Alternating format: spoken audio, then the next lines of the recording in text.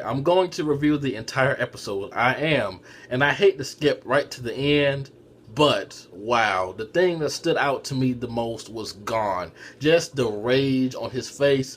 Oh my god, we've never seen Gon this angry in the anime ever. And I read the manga, not past this point, but from the beginning up until this point, so I don't know what's going to happen next, so don't spoil anything. But it seems that Kite was like a mentor or teacher to Gon, and that kind of justifies why he's so angry. You know, in the anime, they only met him, I believe, like 20 episodes ago, and there was a flashback of Kite saving him, you know, when he was back on the island. But in the manga, you know, Kite actually was his teacher, so that's why he is so angry, I guess. I mean, it made more sense in the manga as opposed to why he's so angry in the anime. But anyway, all that aside, man, Gon is about to go Super Saiyan. The preview to the next episode, he's yelling at Pitou and he's just going in, and there's this dark aura around him. Is he about to make some type of evil transformation, although I don't get how. But regardless of what he's about to do and how angry he gets, is that still going to be enough to match Pitou? Because Neferpitou is a strong ass mofo, so Gon is going to have to go Super Saiyan 3, maybe even Super Saiyan God to take that down. And I apologize for talking about Gon so much in this review, but I mean, that ending, man, I have never been so hyped for the next 7 days to pass in this anime. I want the next episode tomorrow. What the fuck is Gon going to do? He's probably going to demand Neferpitou to heal Kite, since he sees her healing this girl on the ground right now. So maybe he'll try to persuade her to do that. But I mean, maybe he'll just go the fuck in and whoop her ass. But knowing Gon, he's going to ask her to, you know, revert Kite back to what he was. And it's obvious that Killua is sensing that something bad is going to happen. Maybe with Gon, maybe with himself, or, you know, maybe they'll both get fucked up badly by Pitou. But whatever it is, I believe that Killua's sense is not going to be wrong, because I mean, his senses are rarely ever wrong. We see how when they were back in the White Room, when they were planning to go into the castle or palace or whatever, Killua's sense said, hey, something is about to go wrong, or something may go wrong, but I can't put my finger on it, whatever it is. And something did go wrong. You know, their plan is made a full U-turn. Nothing is going as planned, really, and Killua kind of sensed that, so I'm guessing that something bad is going to happen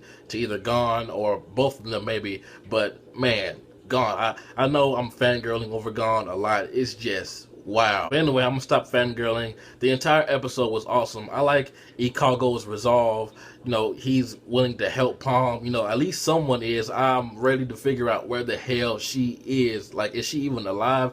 But Ikago says that she's a friend of a friend, so that makes her a friend of him. And that is awesome of him to say, especially when we were first introduced to him. He was willing to throw away his life. You know, he wanted to be reborn as a squid, and he didn't have any friends. So it's nice to see his character be developed to that extent, where he actually is willing to risk his life for another friend, a friend that he doesn't even know. He's never seen her face. He just knows what she looks like based on information, and he is determined to find her. I hope he does. And I never really paid attention, but she looks different in the ending.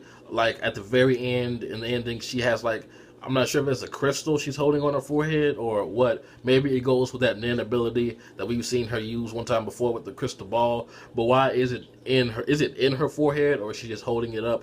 I have no idea. Maybe Palm has some type of form that we don't know about. I don't know. And I found it hilarious when Yuppie was just swinging away at APR, and Knuckles like, you gotta catch me before I tell you what it is, bitch. And Yuppie is I guess he's the most short-tempered out of all of the guards. I mean, because he just went crazy. You know, he was smashing things. He went chasing after Knuckle. And how is Knuckle going to take down Yuppie all by himself? And Shoot is in really bad shape. That scene when Beleron wanted to help him, but he knew he had something bigger to attend to. Like he had a bigger mission other than just helping Shoot, and just seeing him cry, that really got to me, man. Just seeing Shoot crawling, you know, bloodied and battered, and he doesn't want to pass out because that will undo what little damage he did on Yuppie, and every bit of damage does count, like he said. So it's just really sad. I hope Shoot doesn't die, because I mean, everything he did in the past few episodes were awesome. He basically sacrificed himself so everyone could, you know, move on with the mission. I just love how the wolf guy, I believe his name is Wolfin or Wolvin or whatever, you know, he's not that much of an interesting character to me, I'm sorry, but I just love how he's just so paranoid. He even sees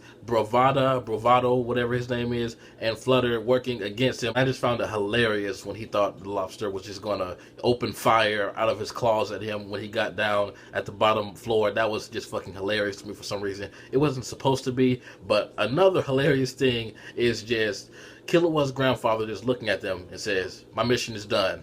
I'm out," and he just hops off into the darkness. That I'm not sure why, but that was just fucking funny. You would think he would stay there to help his grandson, especially after he's seen how strong and how crazy fucking scary these ants are. But nope, he just hopped away into the darkness. I'm guessing he knows that, or maybe he senses in Killua and Gon that they can handle Neferpitou somehow. It's obvious that Gon is about to pull some crazy stuff because he's basically powering up, and his rage is even affecting how his eyes look in the preview. It looks like his eyes are turning black. I'm like, whoa. But is that still going to be enough to handle Pitou? But the question is, even if Gon just beats down Neferpitou and demands her to heal Kite, is he, still able to be revived? Because we saw that she had his fucking head in her lap. So, she literally had to put him back together. So at this point, is he just a puppet? Or is Kite still in there? Or can she bring back his consciousness? Because when we saw that awesome scene of Gon confronting the puppeted Kite and, him hugging him and whatnot, he had a voice, like he was kind of grunting and his eyes were moving around. So that told me that maybe Kite still is in there, or maybe that's just, the puppetry at work, but I don't know. I just hope Kite is not gone for good, because that would suck. He was such an awesome character, and now that I've read the manga up until this point, he was such a great mentor to Gon. I'm not sure why they didn't add that in the anime. I guess to save time, even though I don't understand why they would want to save time, since the manga is, has not been updated in years. But anyway, that's beside the point. Kite was an awesome character. But I have the strangest feeling that right before the Gon versus Pitou fight, we're going to switch back to maybe Moral and Poof. Although we didn't get anything from those two in this episode, really. We got Mileron staring at the smoky jail or whatever, but we didn't actually get to see what Poof is going to transform into. So I'm pretty sure we're going to switch back and forth between the three guard fights within the next few episodes, and then we're going to get the King versus Netero. But who knows? We're probably going to get all four fights, bits and pieces in each episode. But did Meruem and Netero already touch down to wherever they're going, and where are they going? But this ending is awesome. I've always loved the song and the visuals, but now it's actually showing me that it's foreshadowing a lot. Like that one scene with Killua looking sad and then Gon looking just fucking pissed off.